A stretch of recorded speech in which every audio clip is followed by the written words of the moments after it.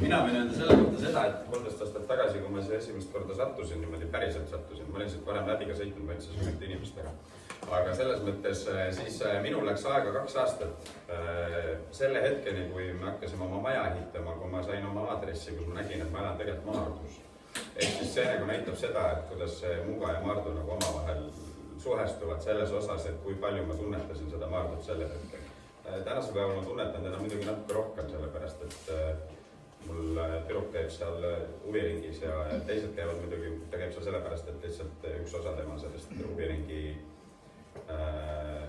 plaanist on see, et nad peavad Kallavere saali kasutama.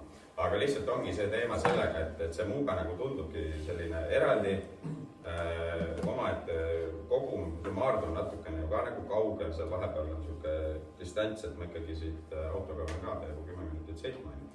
Ja teisest küljest ongi see, et mina leian seda, et kui nüüd ei muutu tulevikus need asjad paremaks, ei teki sinna algkooli, ei teki muid asju, ma arvan, ka Maardusse võiks tekkida mingi meelelahutuskeskused, ma ei peaks näiteks Mustamäel kinno sõitma, juba tüütu on hinnamaadmiseni.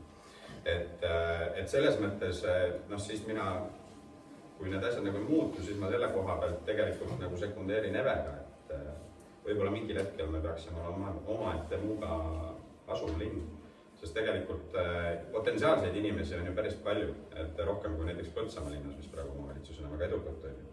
Et selline mõte, jah.